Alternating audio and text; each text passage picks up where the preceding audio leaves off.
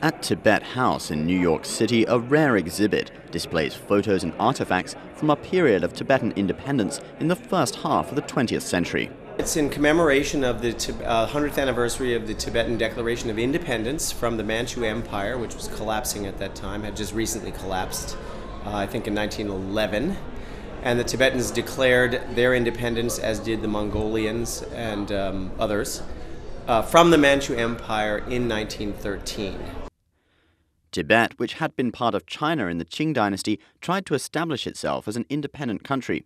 The 13th Dalai Lama, it was significant, understood things. He understood that they needed a big national flag. They needed to have strong central authority.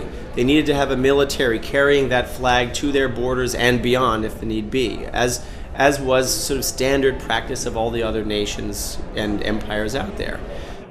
Banknotes, coins, postage stamps, and travel documents of the era are on display, showing examples of the written Tibetan language. Their language is a part of the Indo-European language tree. It's in the Turkic language group. Writing was taken from Sanskrit, adapted from Sanskrit. They write in a syllabary using words the way we do. They're not pictograms like the Chinese do. This photo shows the first British reconnaissance expedition to Mount Everest in 1921, with the famous mountaineer George Mallory sitting on the left. The photos also show Buddhism's great influence in Tibet at the time. Well, Tibet is noteworthy as a culture that is very heavily invested in religious pursuits, spiritual pursuits.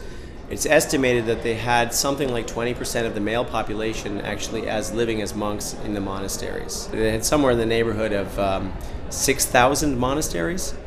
Yet this period of independence did not last long. Of course, they were only independent, in fact, between 1913 and 1950 when the Chinese army, in this case the People's Liberation Army, invaded Tibet.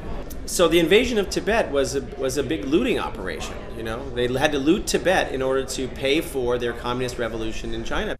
After the Chinese communist invasion, many Tibetan monasteries were destroyed. Numerous treasures and religious artifacts were stolen or lost. Today, the Tibetan people are so suppressed that they can even be imprisoned for simply waving the Tibetan flag. Yet Thurman believes Tibetan culture will flourish again in a future free China. They're extremely resilient. They're extremely sure of who they are. They know what their identity is. The purpose of this show is just to remind people of the facts of history. The Independent Tibet exhibition will run until March 7th at Tibet House in Manhattan, New York.